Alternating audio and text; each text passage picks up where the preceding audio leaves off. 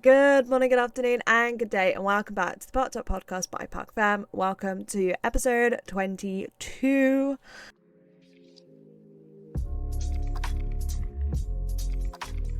Bonjour, welcome. It's the final Parc'd podcast of the year. I know. How mad. I know, and it feels weird that it's the final episode of the season because we're going to be discussing a championship starting. That doesn't mean that the videos are stopping for the year, by the way, guys. There's like 6 videos coming out before the end of the year after this one, so We were just discussing our mentee bees from all of our respective things that we're doing. yeah, exactly. You're having a mental breakdown with YouTube. I'm having a mental breakdown with the website. It's going great. Exactly. Merry Christmas. But yeah, there is still loads of content going. This is just the last Parked Up episode because obviously there's no racing now for a month, so it is what it is. It is what it is. I actually don't. We have plenty to do. Thank you very much. I am going to continue catching up with Love Island Australia, and I might watch last year's Love Island Australia as well. Christmas is coming, so Christmas movies. I'm currently on a Vampire Diaries rewatch, so finish that. I'm on my second Gilmore Girls rewatch of the year, so probably get through another chunk of that. To be fair, where I've been so busy with writing, I actually it's the 11th of December and I have yet to watch The Grinch. I haven't watched The Grinch yet. I know, because I've just been too busy to have The Grinch on. No, see, I've messed everything up, I think, because I've spent the beginning of December so chill. Like, I have barely done anything. I've done like the bare minimum that I need to do, and I have done none of the Christmas content, and I have 5 Christmas videos to edit, an end of season video to edit, and all of the Christmas Instagram posts that, as you're watching this, will be up. That I haven't done, and I think it would have been just sensible of me to do some of it in advance at least. And instead I haven't. So now this like crunch period to Christmas I always find is the most stressful anyway. And I've just added more stress to myself. Yeah. Because now I've got to get all this done, so I'm just not going to be sleeping. It is what it is. Live, laugh, love. Live, laugh, love. Baby. I need to stop saying that. That's my new thing that I keep saying. Is just live, laugh, love. Any situation I'm like live, laugh, love. And I don't know why. Yeah, we've already gone off topic. It's just been Katie's day. As we were saying, the Christmas stress has really gotten us down. Including Celeste, who is having a mentee bee today as we're filming this, trying to get the TikToks done. So if you're watching this, please go over to the TikTok and go watch those so that Celeste's mentee bee isn't for nothing. All for nothing. And Naomi's just super busy this week. I'm assuming it's like one of the last few weeks before breaking up from uni for Christmas, so stressful times. Yeah. So you got me and Katie. We are putting all of our Christmas stress aside for this. So when we're not sleeping tonight because we're so behind because we sat to film the podcast. The reason that my face is like so lit up, so bright, is because I currently have my laptop on my lap and I am edited an article. Oh, because like I was thinking, right? So currently, right now, as we're filming this, it's Wednesday. We are so behind this week, like horrifically. Like it's Wednesday on the Instagram. We haven't posted any of the results from the weekend. There was 7 races. There was 7 races this weekend. Yeah, and a champion crowned, right? And we've done nothing. That's how behind we are. I know. It is what it is. We'll get it done. It's not like we gotta get out in time for another race. No, literally, we've got all the time in the world. I will, in fact, come off the podcast and go and edit that. I did try to recruit Kelsey, who is sat behind me. I moved my head slightly annoying because it was just a person in my bed. And Kelsey basically very explicitly told me to go away. You glared at me. That was basically very explicitly telling me to go away. When I said that you could sort out the Instagram content for us. Anyway, this week we are discussing 2 rounds of Formula One, 2 rounds of Formula Two, 2 rounds of F1 Academy, and 1 round of Formula E. So we have to speed run this. Love F1 Academy to pieces. I did not watch any of it for Abu Dhabi, and I'm so sorry. I watched some of it for Qatar, but when I tell you, I have been just stacked, and stacked. Like, there was 2 races for Abu Dhabi on the Sunday, and two races for Abu Dhabi on the Saturday, and I just was not about to be watching them. And on the Sunday, I was traveling. Yeah. And especially after the, in the politest way possible, shit show that F1 Academy made of the series across Qatar and Abu Dhabi, I was like, love the girls to pieces, and I do really want to root for them, but like I am really disappointed with the way they went forward with that. So for anyone that doesn't know, going into Qatar, it was 2 races, as there is every weekend, and it was very, very prominent that Abby Pulling was going to win the championship in Qatar. And Dorian Parn was on pole position for both races, so that's additional points to close the gap down very minorly. And then Abby Pulling finished race 1 with enough points to win the championship. And then race 2 got cancelled. So the logical thing to do here is not award Dorian Parn the points for the pole. But well, if it was just race 2 cancelled, award her the points because she obviously got that. Do not go and put race 2 of Qatar as race 3 in Abu Dhabi and let Dorian Park keep the 2 pole position points, because with them doing that and adding an additional race, which meant there was an additional 2 points for pole position up for grabs, Abby Pulling lost her championship that she just won, just to win it back immediately, like after setting pole position in Abu Dhabi. She set pole position for race 1, race 2, race 3. She really said, I'm just doing it here now. Now. Like, I feel it was wild. Obviously understandable why they cancelled the race. It's like, that's not, we're not saying that they shouldn't have cancelled like the race at all. They should have like waited. There was a crash, I'm pretty sure, with one of the, I don't know if it was Porsche supporting, but there was like a supporting race. And they crashed into the barrier, and by the sounds of it was quite a heavy crash, and there was barrier works. So they ran out of time to run the F1 Academy. Yeah. So that's why they cancelled it. But yeah, I sat there and I thought, oh, okay, it's cancelled. There was no mention of it ever being considered on Qatar weekend. There was no mention of it being considered to be run in Dubai. And then all of a sudden, when I was just looking, I was like, hang on, why is it saying that there's 3 races? And I'm all for, like, I'm so glad they gave the girls that additional race. Yeah. Like, the race 3, I'm so glad they did, because this is such like a big thing for these girls in their career and everything like that. I did feel for Alicia Palmosky. Alicia Palmosky was the wild card for Qatar, and obviously only got to race in 1 race. And with the way F1 Academy has changed a lot, I fear, from their first year to their second year. And I would say in a negative way in terms of racing. You don't get a lot of racing on an F1 Academy weekend. And where basically 9 times out of 10, where you start the race is where you end the race. Yeah. And Alicia Palmosky managed to like qualify 3rd. I'm pretty sure it was. So she had a good shot of being on a podium for her first, like for her second ever F1 Academy race, which would have been incredible. Alicia Palmosky is incredible. And I do feel bad for her because obviously her chance at the podium was like she couldn't do because the race was cancelled, and it makes sense the race was cancelled.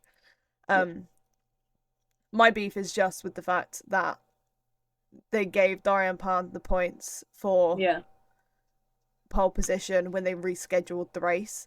Like, it wasn't they just add an additional race, they rescheduled the race and rescheduled the qualifying session.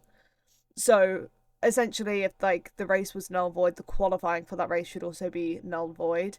If you're rescheduling the qualifying session for another day, then the point should go with it instead of having this additional 2 points floating around. It was just very weird. Not with the vibe. Darian Pan won in Qatar with Abby pulling in second and Maivig in third. Our wild card, as we said, Alicia Palmowski finished 17th in the championship in the end, with only one race, which I don't think is too bad out of a 21 driver grid. Finishing 17th with only one race is pretty decent. She finished P5, second best scoring wildcard we've had. Obviously, Nina Gademan finished P4, but I do believe Alicia Palmowski could have been on for that podium. Yeah. Which would have made her the highest scoring. And then for Abu Dhabi, we had Logan Hannah, who is an... Am I correct? I think I'm correct in saying she's an endurance girly. Everyone was saying, like, because essentially the point of the wildcard is to have a driver from that country competing in the seat. It does say that if there isn't a driver, then they will have someone from a different country do it, i.e. Alicia Palmowski in Qatar. And then everyone was like getting themselves in a rag over Logan Hannah then doing Abu Dhabi when she races under a UAE flag. So, like, the one person you probably shouldn't be getting in a rag over being a wild card at a race is Logan Hannah at Abu Dhabi. Yeah. Either way, 3-race weekend. Abby pulling won race 1 and race 2. And finally, Maya Veg took her F1 Academy win in race 3. Abby came second in that race. We had quite a few different variants of people on the podium in Abu Dhabi. Yeah. So in race 1, we had Hamda Al-Khabaisi back onto the podium in P2, and in race 2, she was P3. We had Chloe Chambers back up on the podium for race 2 in second. She had... I cannot remember for the life of me what happened, but I'm pretty sure she had a pretty miserable weekend, and it wasn't her fault. I watched the third race purely because I was up getting ready to go to London anyway. And I just remember it was sort of like, oh, contact, and then someone went miles off track, and then there was someone else going miles off track, and it was just very... Yeah. Everyone going miles off track. Because Lola sent on flying as well. I'm going to get up the things for it in a sec. But Nerea Marti was also on the podium in race 3. So we had 1, 2, 3, 4, 5, 6 different people on the podium this weekend for F1 Academy in Abu Dhabi. So I know the exact account that's going to have all of the answers I need to what penalties and shenanigans occurred in F1 Academy. I don't know whether I'm right in saying it, but I remember I'm pretty sure I heard it on the commentary, that Hamda getting a podium in race 1, they were saying that she'd be the first UAE driver to get on a podium. Definitely not. Whether it was the first UAE driver to get on a podium in the UAE, maybe on like an F1 weekend or something. It might have been in the UAE. Yeah, because obviously she got podiums and wins last season. I'm pretty sure the fact that it was the first UAE driver to get a podium in the UAE. Okay. But I was like, ooh. Race 2 classification. Car 57, which is... what the hell? Leah Block. Got a 5-second time penalty for a false start. Car number 3, which is Lola Lovenfoss, got a 10-second time penalty for causing a collision. And car 88 which is Amna Alkabasi, got 2 10-second time penalties, one for leaving the track and gaining an advantage, and one for causing a collision. So Lola's, she caused a collision with Jess Edgar and Oriella Nobles. Amna caused a collision with Leah Block. Okay, race 3, Jess Edgar received a 5-second time penalty for leaving the track and gaining an advantage. Chloe Chambers got a 5-second time penalty for a false start. Chloe Chambers, Bianca Bustamante, and Leah Block all got 10-second time penalties for causing a collision. Leah Block and Jess Edgar got 5-second time penalties. Lynn Chan getting advantage, said Jess Edgar. And then Amna Alkabasi got another 10-second time penalty for leaving the track and gaining an advantage. So, yeah, I knew there was a lot of chaos kind of went down. Live, laugh, love. F1 Academy. Season's now at its end. Obviously, it will return next year. Now, please be aware that when F1 Academy returns, we're going to be seeing a lot of new faces because a lot of the girls raced in the first season of F1 Academy and they cannot return. So there's that. So far for the 2025 season coming up, we've got Ella Lloyd. She's supported by McLaren for the 2025 season. She's racing with Rodin. In the ART, we have Leah Block, who is supported by Williams, and Courtney Carone, who is supported by Haas. Nina Gademan will be racing in F1 Academy team unannounced. She's with Alpine. Chloe Chambers is also racing. It says that she doesn't have a supporting F1 team. She's supported by Red Bull Ford, which is the same as what like Emily de Hoos was. Rafaela Ferreira. She is being supported by RB, so VCARB, and then Arba Hurup Larson is also announced. And also, we have an additional team coming to the grid in High Tech for next year. So, lots and lots is happening. I think they said that they're going to be filled in the third, like the wild card. Yeah, so Prema have been doing 3 cars plus an additional 4th for the wild card. High Tech are going to be running 2 cars, and their third car will be filled with the wild card to kind of relieve Prema a little bit. Yeah. Alba will be supported by Tommy Hilfiger. Yeah. I think that's everything for F1 Academy. Be all end all. Excited to see what next year brings. Yeah, I am. FIA Formula 2. What a weekend. Oh my god. Going into the weekend, it was basically head to head. Gabriel Bortoleto, Isaac Hajar for the championship. When it takes all, one with a guaranteed F1 seat, one rumoured for an F1 seat, you know. And I knew Gabriel Bortoleto was going to win it from looking at the way the two of them spoke about this final weekend. Mm-hmm. Because Gabriel Bortoleto's whole vision for the weekend was, I'm going out there and I'm going to win it. And Hadjar was a bit more like, I'm just going to have some fun, enjoy it. Yeah. And I knew exactly then that Bortoleto was going to win it. Nothing against Isaac Hadjar there at all. But the mentality between it, I can get the exact quotes up, to be fair. There needs to be a study into from mid-season to the end of the season, because I'm pretty sure wasn't Hajar basically flying away with the championship at one point. Yeah, he had it basically in the bag, and then just, I don't want to say fumbled because it was a series of shit results, and other people obviously raced well and got their points, but it did seem like he sort of fumbled it into the second half of the season. Some people call it the Mechachrome lottery. So Gabriel Bortoleto, Bortoleto said, it's all about performing, winning races when we can and giving everything we have. Hadjar said, I'm just going to enjoy it. Just being in the fight is a privileged position to be in.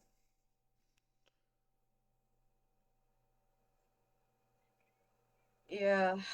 F2 had its ups and downs. just The across Qatar and Abu Dhabi. But in terms of Qatar, because I keep forgetting that we also have to go back to Qatar here. oh, yeah.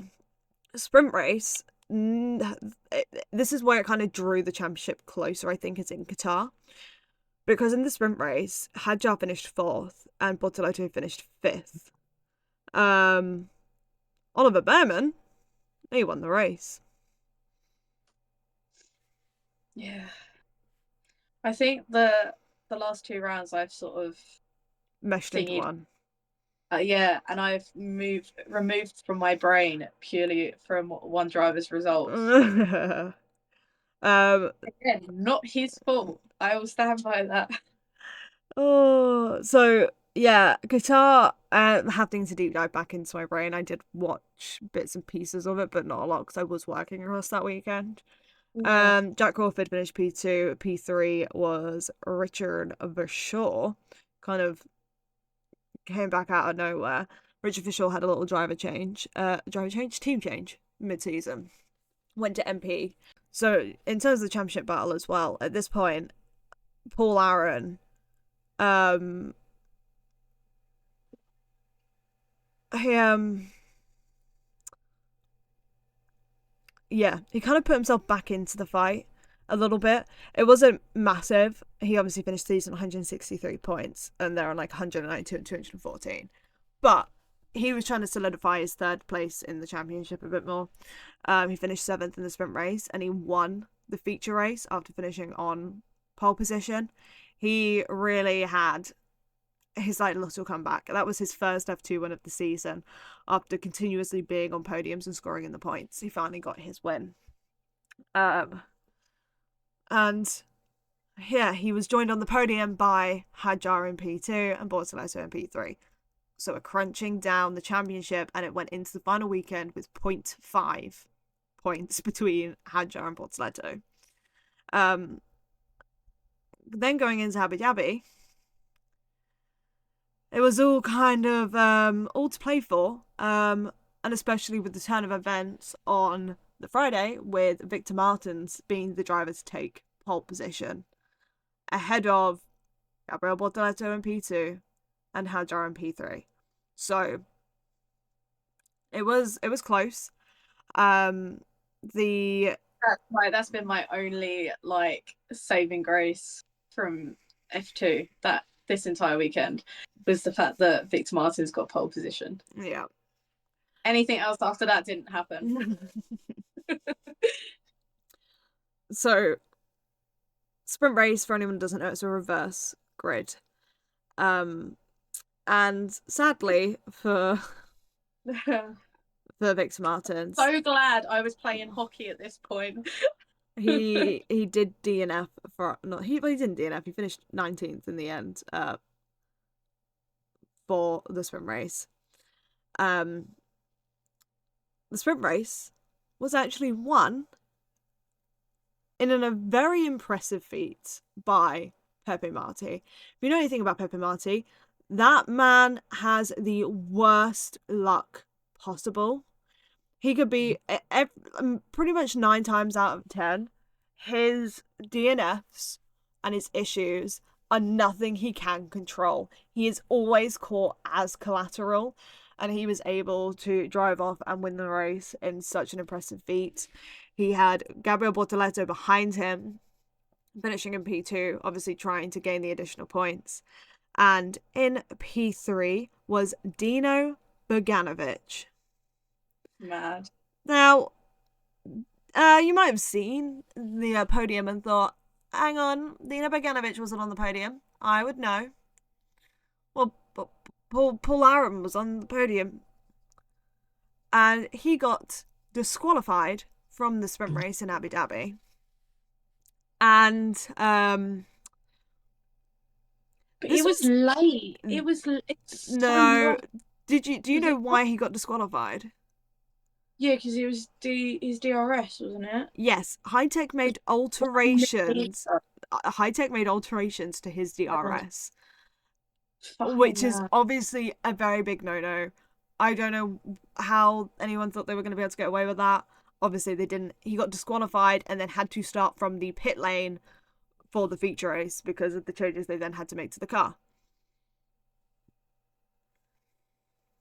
Yeah. So Dino Bogdanovic on his second weekend in Formula 2 was up on the podium. He is one of the drivers that stepped up. We had quite a few drivers step up. From Qatar, we had, as we said, Dino Bogdanovic obviously stepped up from Qatar. We had John Bennett step up for Qatar. Kean Shields and Max Esterson both also stepped up from Qatar. I did have a sort of like a really funny 5 moments when I saw Max Esterson's name and Kean Shields. I was like, hang on a second. I know like this season's been like the first season that I've like properly watched like F3. But I was like, I'm 99% sure that those are F3 drivers. Why are they racing it? I was like, hang on a second. And then I was like, oh no, they've stepped up. But it took me a solid like 5-10 minutes. Well, John Bennett has made the move up from GB3 to F2 for a weekend. And Leonardo Fornaroli also stepped up for Abu Dhabi, replacing Zane Maloney because Zane Maloney was headed off to his brand new job. So, yeah. I have a question, and it might be stupid. Why wasn't Kimi racing? Oh, he was sick. So Kimi was withdrawn by Prema for the sprint race, in which he was going to race in the feature race by doctor's advice. Like the doctor advised for him to not race, and he listened and didn't race. And then when it came to the feature race, he was also then withdrawn again for illness still. He and Ollie Behrman were meant to be testing in Super Formula, which I think is really smart, right? So there's a Super Formula test going on. And both Kimi and Ollie were meant to be testing that. Ollie is still testing. Kimi is not because of sickness. But this test is held at Suzuka. F2 does not go to Suzuka. So they are technically getting experience at one of the upcoming F1 tracks they haven't raced at before through this test. Smart thinking. Very smart thinking. Yeah. So, yeah, as we said, Gabriel Bortoleto finished P2. He extended his margin in the championship as Hadjar only finished P5. But Hadjar could still very easily win this. Technically. Well, he could have won it still. Sorry, you know when like the inside of your ear feels itchy? Yeah. And like every time you move your mouth, it's like tickling it, and it's really annoying. That was me just then. That's why I was speaking weirdly. Penalties for that first sprint race in Abu Dhabi, cars 3 and 14, which is Ollie Behrman and John Bennett both got 5-second time penalties for track limits. There was such a big problem with track limits in Abu Dhabi this year. Big.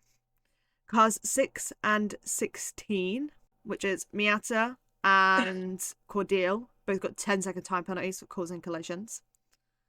And as we said, Paul Aaron was in fact disqualified from the race.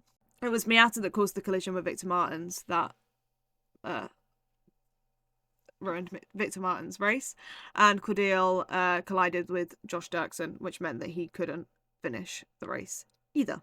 In terms of the final race, was the most dramatic feature race I think we could have seen. And that is because intense championship battle is going on here, right? It all comes down to this final race on who's going to win the championship. You've got Victor Martins is on pole position. Behind him is Gabriel Bortoleto, and behind him is Isaac Hadjar. So this could go either way, and both Hadjar and Bortoleto are obviously going to do their absolute most to make it out of turn 1 in first. That was until Hadjar's car stalled on the grid, and I'm very impressed with some of these drivers' like reactions. We know anyway drivers have really good reactions, but there was not a single collision with the stalling. And the second all the cars had passed, they wheeled him into the garage, booted the car up, and sent him out. And I will give it to Hajar. He fought until the end. He was a lap down. He continued to push and make the most of that final race. He even said all he wanted to do was fight Bortoleto on track. Yeah. And I do hate the fact that we couldn't get that proper fight in the final race for the championship because obviously Hajar was then so far down. But it is what it is. All Bortoleto really needed to do was finish the race at that point. And it was Joshua Dirksen back on the top step of the podium again in P1. I feel like Joshua Dirksen is really overlooked because he did the exact same thing that Kimi Antonelli did. He stepped up from Formula Regional and skipped F3 and just went straight to F2. And I think people really overlooked that because Kimi Antonelli did it, and Kimi Antonelli was obviously in the eyes of everyone because he was set for this F1 debut and everything like that. People just forgot about poor Dirksen, who also did the same thing. Gabriel Bortoleto finished P2 in the race with Richard Verschoor on the podium alongside him as well. Victor Martins did finish P4. He actually finished the race. Congratulations, Victor Martins, for finishing the race. Thank you. You're welcome. And yeah, that pretty much ended out the F2 season. In the process of all of that, Alex Jax retired from F2 commentary. Anyone that knows Alex Jax's commentary, he was and is an absolute icon and legend in the commentary booth. So since the F2 championship came to an end, they do the same thing as Formula 1, where they do like testing and stuff like that. And we've got a few drivers, so a few new faces, some returning faces in F2. With their announcements for teams next year. So next year, Roman Stanek is joining Invicta Racing. If you know anything about Stanek, you know he left F2. He is now returning with Invicta. His teammate would be Leonardo Fornaroli, who is the F3 champion. Luke Browning is joining High Tech. And he was actually going to be driving Alex Albon's car in this week's end of season Young Drivers test as well. Kushmani has moved to Dams from Invicta. He is with Jack Crawford. Gabriele Mini is with Prema. He is joined along by Sebastian Montoya. Sami Megatunev joins F2 with Trident. I think, is that all of the F2 like actual confirmed announcements? Oh no, Miata switches to ART as well, so he's gone from Roden to ART. Oh, and yeah, Dino Bogdanovic is going up to High Tech as well. So lots and lots and lots happening. Oh, I forgot as well, Pepe Marti was announced with Campos for next year as well. Oh. Yeah. Lots going on. Entry list for the test, which kind of gives a good overview of who's probably driving where next year. Victor Martins and Miata are with ART. I very much doubt Victor Martins will do another year in F2. He's probably just there helping test the car. Prema Racing, Minia Montoya, which, as we said, confirmed. Rodin have Christian Mansell, who was already pre-confirmed. He is alongside Alex Dunn, who has not been announced for next year. Dams, Jack Crawford and Kushmani, which we just said are teammates next year. Invicta Racing, like I said, Roman Stanek and Leonardo Fornaroli. MP Motorsport, Richard Verschoor, who was pre-announced, I believe, if I remember correctly, and Oliver Goethe. BAR have John Bennett and Rafael Villagomez. Neither of those have been like announced full time for next year. High Tech announced for next year completely. Dino Bogdanovic and Luke Browning. Campos Racing, as we just said, Pepe Marti. He will be testing alongside Arvid Lindblad. Trident, as we just said, Sami Megatunev. He will be joined with Max Esterson for the test. And AIX have Key and Shields for both days, Joshua Dirk for all 3 days even. Joshua Dirksen for day 1 and day 2, and Nicholas Verone for day 3. I think that's everything F2. Nice. I believe.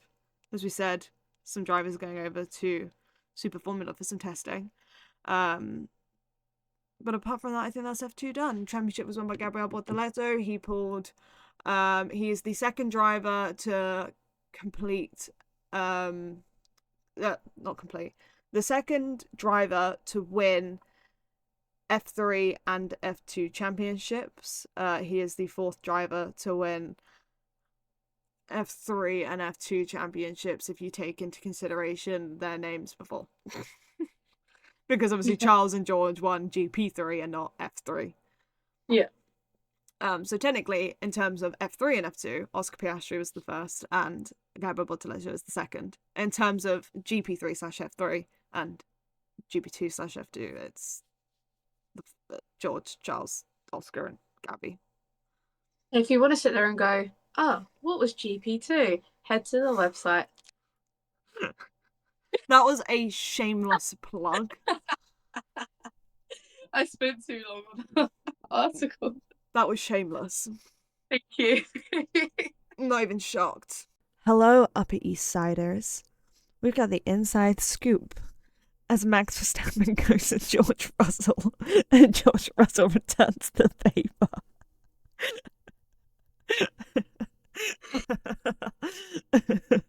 XOXO, Gas Girl.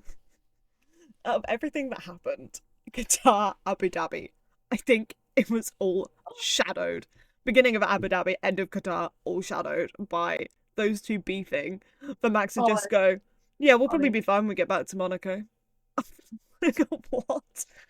So he said that after he pulled the Hunger Games if it wasn't for the baby. Yes, wait. Max Verstappen is pregnant. No, not Max Verstappen pregnant. Kelly Piquet is pregnant. Max Verstappen is having his first child, but his second child. Yeah. Cannot discredit. I thought it was so sweet when he was like, I do think it was sweet when they were like, oh, you're expecting your first child, and he was like, well, I'm already a bonus dad, and I'm like, that's sweet, because he could have just completely turned around and gone, yeah, I'm having my first kid, yeah, I'm excited, like blah blah blah. Yeah. But the love and respect he has for Penelope is incredible. But aside from all that, Qatar, tasty weekend. Sprint race, we're not going to talk about it because I don't watch the sprint race because I think they're still irrelevant. Anyway. I honestly can't remember Qatar weekend. So, George Russell qualified P2 to Max Verstappen. Oh. After Max Verstappen broke the rules. Now, this is the thing, right? Is that I am saying this from a neutral standpoint. I am a George Russell fan, but I'm saying this from a neutral standpoint after doing the research into it, okay? Because they came out and they spoke some pieces. At the beginning of the weekend, they said, you must remain within your Delta time, or you will get in trouble. Yuki Tsunoda did not remain in his Delta time.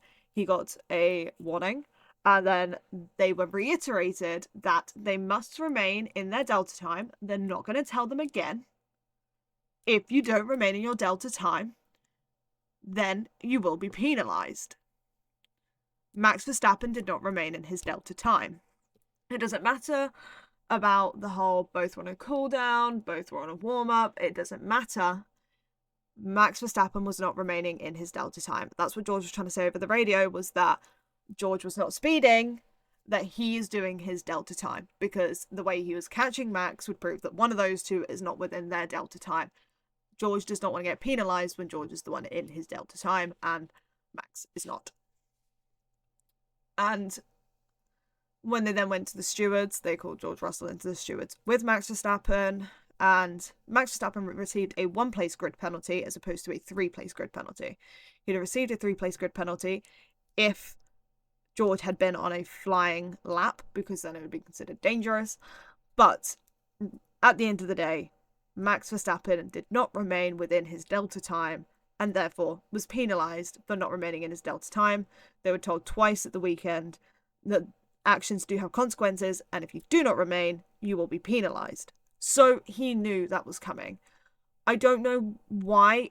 It seemed like Max was expecting George to go into these stewards and defend him. When at the end of the day, friendships off track aside, competitors are competitors. You are in a sport, a competitive sport. Competitors are going to be competitive. Max starting behind George gives George a minor upper hand going into the weekend because you want to gain those additional positions. That's just how the cookie crumbles at the end of the day. It is what it is. That's how things go. So why people were expecting George to go in there and not defend his case and to try and get Max penalised, I don't know. At the end of the day, it is a competitive sport. It is what it is. But he was going into that knowing that he should have got penalised anyway because he broke the rules. These things happen. You break the rules, you get penalised. What happened after that is Max went into the media pen at the end of the race. So for people that do not understand how media obligations work, Max Verstappen obviously started second. He overtook George into the first corner and took the lead of the race anyway, and he won the race. Charles Leclerc came second, and P3 was held by Oscar Piastri. So, at the end of the weekend, when the races occurred, all 20 drivers are not obligated to be in the media pen after the race and the ceremony and stuff like that. The winner and the podium finishers are normally the last people in the media pen because they have other obligations, i.e. a podium. So when Max went into the media pen and did his interview, George Russell had no further media obligations. So he was not going to be there to defend his case. Max came out, basically called George a two-faced snake and said that he's never been in a steward's office and seen someone out that way. This caused a whole lot to go down between that Sunday and the upcoming media day on Thursday. George came to his first media obligations because after the race had ended and after Max Verstappen had done his media obligations after Qatar, George's first media obligations were Thursday in Abu Dhabi. So I don't know why people are saying, why did George wait this long to say something? George had no other media obligations to say anything. George stated his case. He really went quite aggressive with it. It wasn't something I was expecting. I do love this villain era. And I do love the beef. Okay, I love the arguments. This is what was missing from Formula One. We needed the arguments. Everyone's too friendly with each other nowadays. Like, back in the day, like, it was all hell breaks loose. And I'm glad it's coming back. So, in those terms, George obviously said his piece on the situation.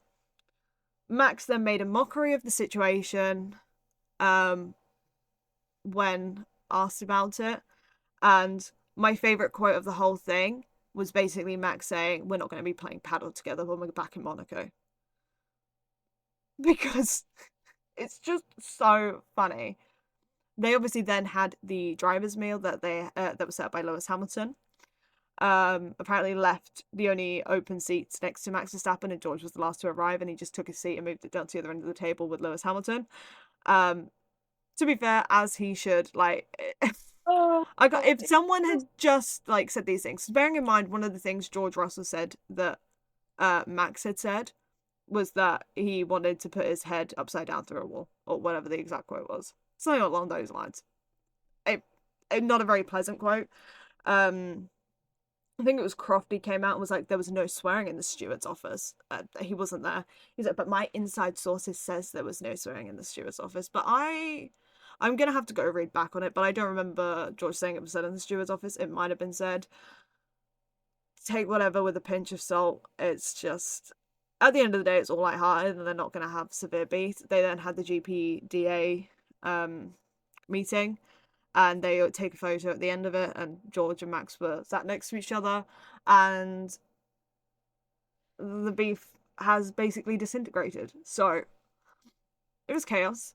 Very interesting. But Abu Dhabi rolled around with the championship, not the champ. Well, the championship was concluded. Max Verstappen became champion. But it was then down to Ferrari v McLaren and Lando v Charles for second in the championship and the constructors championship. So very, very, very intense. We had lots of retirements in Qatar. Franco Colapinto has had a stinker final 2 weekends. Bless him, he retired from both races. In Qatar, Esteban Ocon also retired and then was withdrawn from Abu Dhabi and replaced by Jack Doohan. Lance Stroll also retired in Qatar. Nico Hülkenberg also retired in Qatar. And another driver with a bit of a stinker final weekend was Sergio Perez, as he retired from both races, both Qatar and Abu Dhabi. So the only other retirement we've had in the past few is Valtteri Bottas retired in Abu Dhabi in his final race in Formula 1. So he will not be leaving.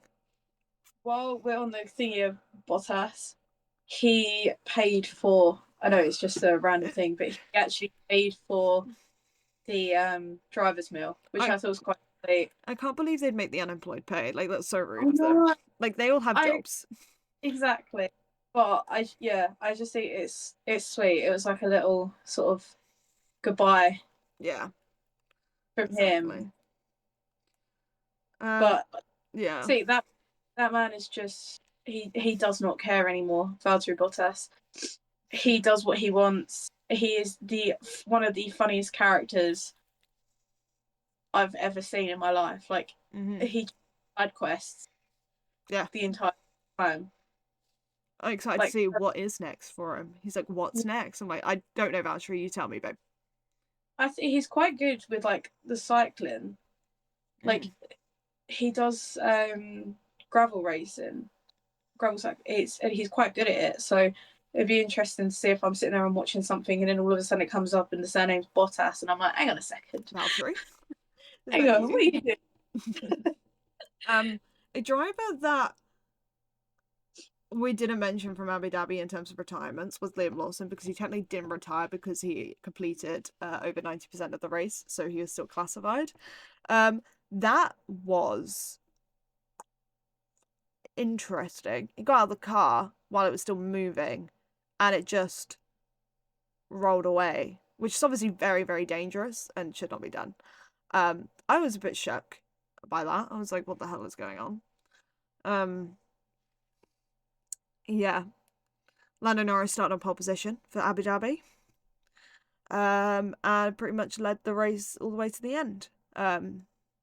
He had a phenomenal drive. P2 was none other than Carlos Sainz for his final race with Ferrari. And Charles Leclerc finished P3. So even with a Ferrari 2-3, they still couldn't get enough points to win the Constructors' Championship, with Lando winning. He was already ahead of Charles in the championship. He secured P2, and McLaren won the Drivers' Championship on 666 points. I'm the only one in Parc Fem that was around when McLaren won their last WCC. Yeah. How speaking? It's my first ever year on Earth McLaren won. I just, as a McLaren fan, I've been through the wars, and I'm like, have I come out the other side? I don't know. It doesn't do anything. This past year has been a real learning curve for me, because I was always adamant that when people were like, oh, what team do you support? I'd always just go McLaren. And the one thing I realised over the past like 2 years is that I just don't support a team. Yeah. Because if the drivers on that team are not my favourite drivers, then I feel like I don't feel loyalty to a team. I feel a loyalty to drivers. So Yeah. I always say to people, they're like, "Oh, who do you support in F1?" And I go, "Oh, George and Lewis." And they're like, "So you're a Mercedes fan?" I'm like, "No, no, no. I'm a George and Lewis fan." Yeah. Because if both of them were to leave Mercedes, I wouldn't remain tied to Mercedes. I was rooting for Ferrari in the Constructors' Championship this year.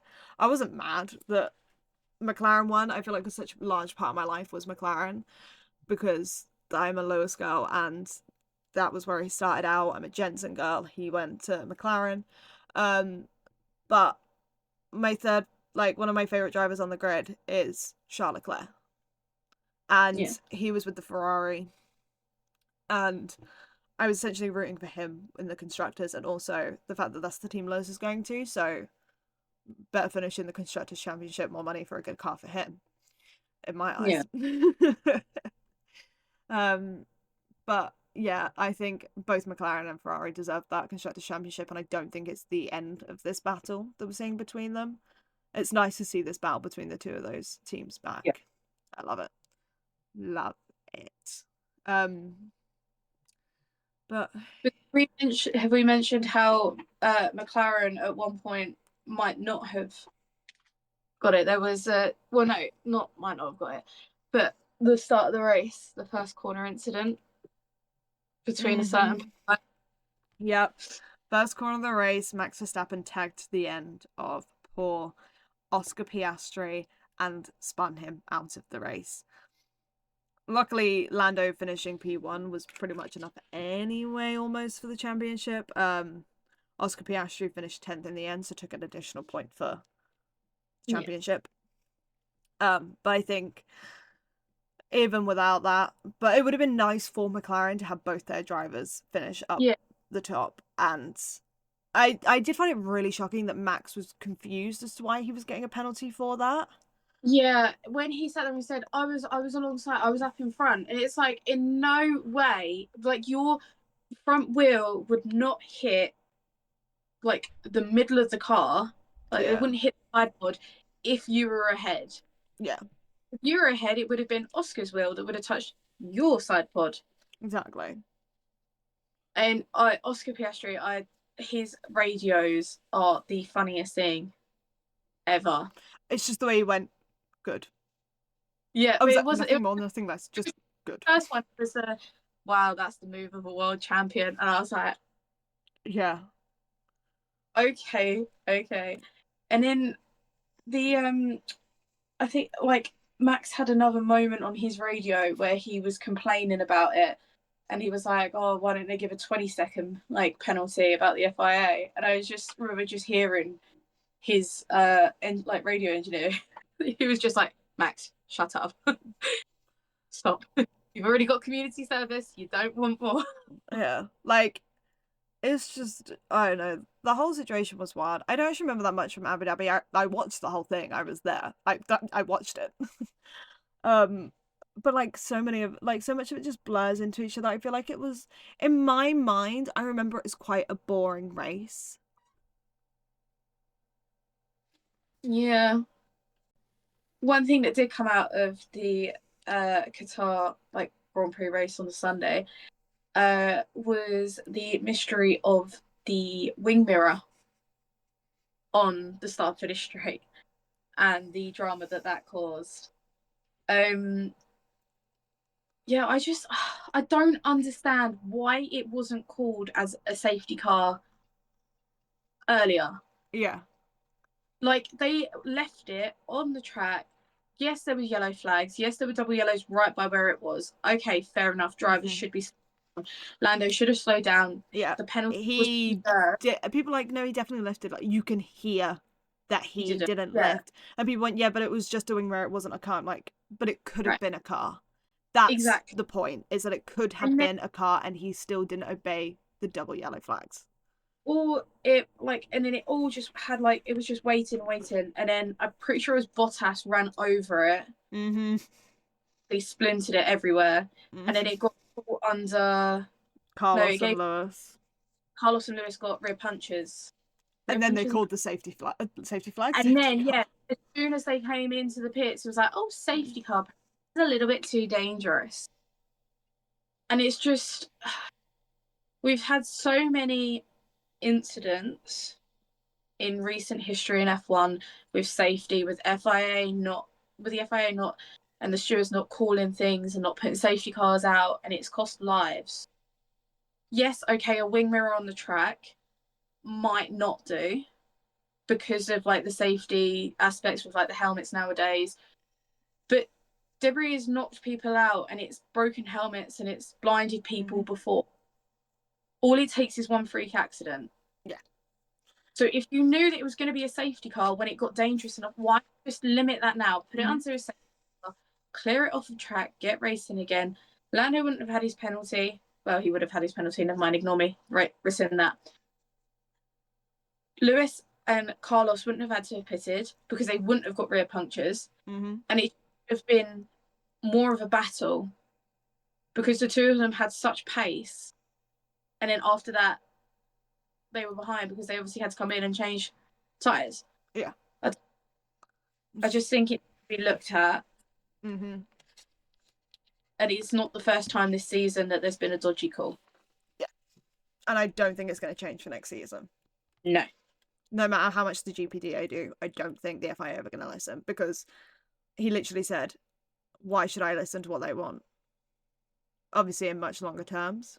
So although we had really emotional goodbyes and it felt like the world was ending because we said goodbye to the F2 Championship, we said goodbye to the F1 Championship, F1 Academy Championship, we said goodbye to so many faces in F1, and there was so many changes happening.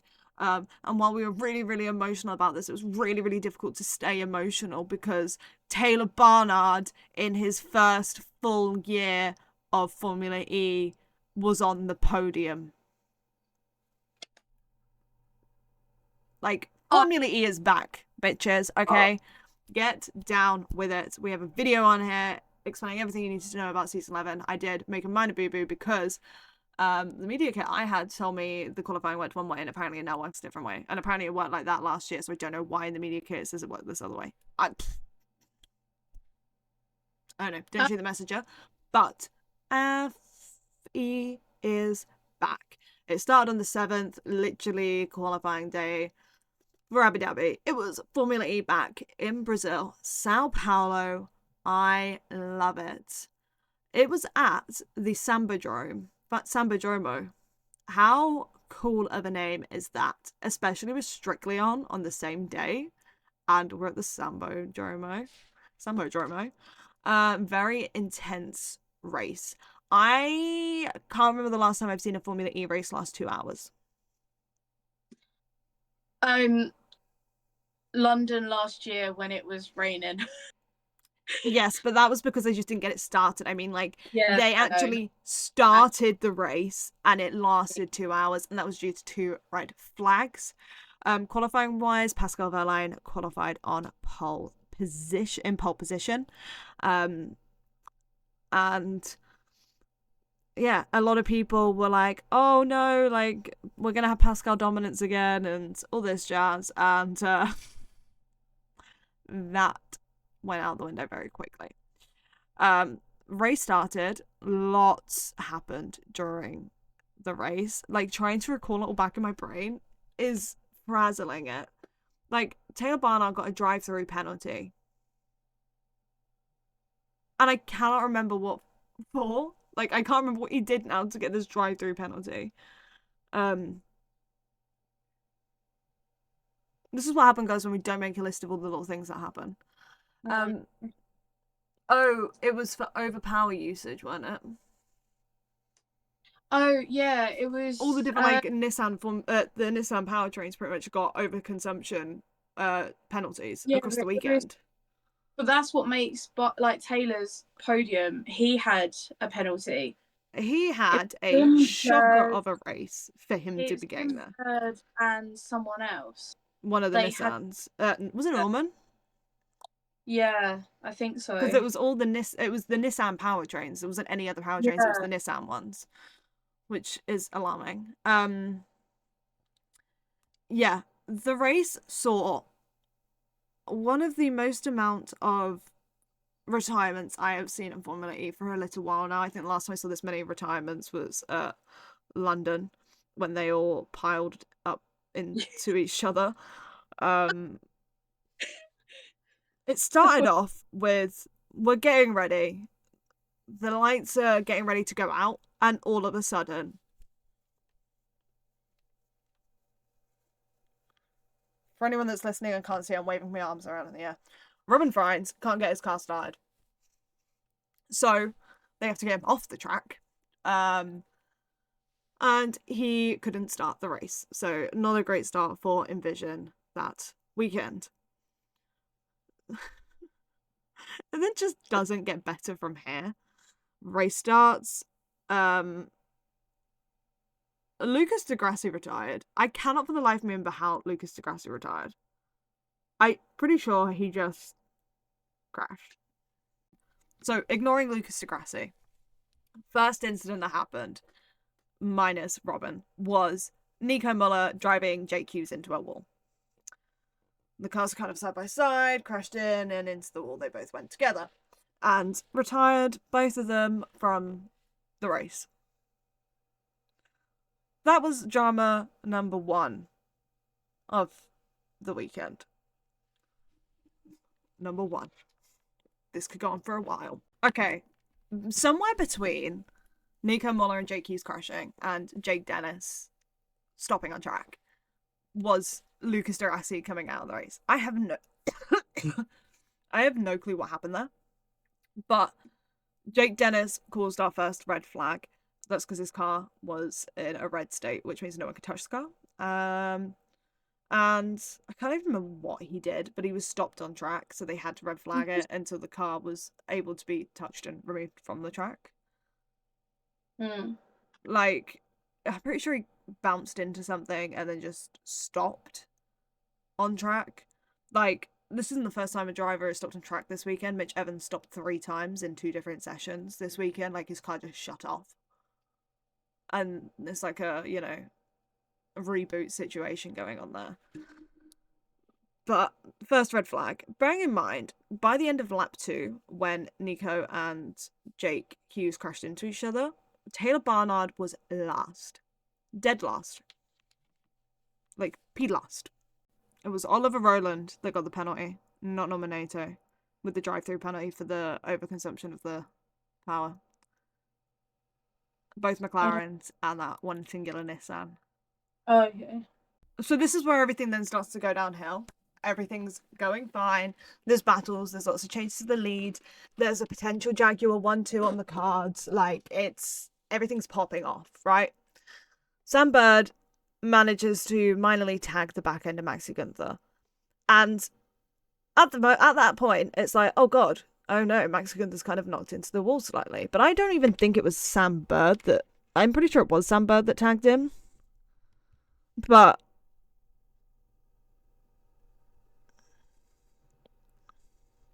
it wasn't really Sam Bird. Who is doing this tagging? Because it's all a blur. There are like 2 McLarens right behind 3 cars. Maxi Gunther. No, Maxi Gunther can't have been there. You must have been there. Yeah, behind. So there's 2 McLarens behind a Maxi Gunther, a Pascal Wehrlein, and a Nick Cassidy. Right? Maxi Gunther gets tagged. And then all of a sudden, Pascal Wehrlein is upside down in the middle of the track. Yeah. And we, for the longest time, didn't see what happened. This was an immediate red flag situation. Essentially, what happened is Cassidy got involved in, I'm pretty sure it's the Maxi crash. And it damaged his car and his steering, and he wasn't able to steer away from the wall where Pascal Wehrlein was on his left-hand side. It was the left-hand wall on his left-hand side. And tagged the back side, like the back right end of Pascal's car, and kind of got under the car, essentially launched Pascal up into the air. What can I use as like a thing for this, right? this is Pascal's car. He's driving along. Nick Cassidy hits into the back end, flicks him up. This is Pascal's head, right? So we're going up. He goes up into the wall, smack straight flat into the wall, and then drops back and down onto his head, where he tilts like this. Now, the problem with Formula E cars is they are electric, which means it's not as simple as being able to just flick the car over, because you do not want to injure anyone in the process, so they have to go through all the procedures, precautions. The situation was red flagged. And because of this, that meant Mitch Evans was leading the race with DaCosta in P2 and Taylor Barnard in P3. At this point, Taylor Barnard has double the amount of energy as the two people ahead of him. And this was a long red flag for very obvious reasons. First of all, obviously making sure Pascal Vallon was okay. We were eventually told that he was okay. It took a long while, but I think it took him a while to really understand whether it was okay and get the car flipped over. And after the red flag, we came back for all of like 4 laps. And the top 3 basically finished as they were. Sam Bird kept behind Taylor Barnard, which I think was really, really sweet of him, because Sam could have probably overtaken Taylor and taken that podium position. And I love the fact that, you know, he didn't even try to fight Taylor on it. He defended Taylor from the people behind and let Taylor race how he needed to, and he finished P3 on the podium. It was his 3rd ever Formula E race, 4th ever Formula E race. Yeah. But his first in a full-time seat. When people were saying that where he had more energy, that he would have been able to have taken the win, I'm like, that boy panicked. Yeah, like, realistically, if he did not have a Formula E champion and the current Formula E runner-up in front of him, if it was pretty much most other people, he probably could have gone for it. But he knew the 2 people in front of him were 2 of the most experienced Formula E drivers on the grid. There is no point trying to fight a battle you are probably going to lose in your first full-time season when you are on for a podium. He did the smart decision by not. I was screaming at my TV going, Taylor, please take first. Taylor, please take first. Taylor, please take first. Come on, Taylor, you can do it. I understand why he didn't. Like, he is new. He's a rookie. He is in a position where he didn't expect to be, considering he didn't qualify very well in the first place, and then had a drive-through penalty, and the car was just not exactly 100% stellar at the beginning. He was running down in last for a period of time. Like, I don't think he was expecting to even be in a position where he could go on for a podium. So I think it was smart that he held back, really, from going for the win. He had enough energy to do it, because he easily had the upper hand on those 2. But it makes sense as to why he didn't. And he got his first ever Formula E podium, becomes the youngest ever Formula E podium winner. I'm like, come on, really? My son. Parc Femmes adopted. Yep. Well, I think that's everything now until 2025. Yeah. The first podcast back will be a Formula E one, obviously, because they're back in January. I don't know how much I'm going to be able to watch because I am in Birmingham. Oh, yeah. It is the Autosport International. If you're looking for something to do, by the way, guys, in your like off season, Birmingham for Autosport International, it's at the NEC. It's definitely a good shout. There's so much there. Ollie Behrman is going to be there as well. They normally have a couple of guests there. I've been to Autosport International before. It's really, really good. Definitely recommend if you enjoy racing and motorsport in general, and you just want something to do because you're missing motorsport. It's a good place to go. But yeah, I think that's everything. Yeah. Friend of mine, this is the last podcast. Just thank you on behalf of all of us, including the 2 girls that aren't here. Without you guys listening and interacting with us on Instagram, we wouldn't have been able to bring you any of the footage that we did from Formula E. this year Mm. with our classes and having media. So yeah, just a thank you for sticking along with us. Season 3, we're coming back bigger and better. Yeah. Hell yeah, we are. Everything So only yeah, goes up from here. We've exactly. started upgrading stuff. We've started upgrading our like our content, in the sense that like we're getting cameras, we're getting microphones, we're traveling to more races to bring you guys more content. We're changing up editing techniques and styles and different variants and stuff. And we wouldn't be in a position where we can and would be doing this if it wasn't for everyone that subscribes to the channel, follows our social medias, subscribes to the website, watching and reading and everything. Like, live, laugh, love.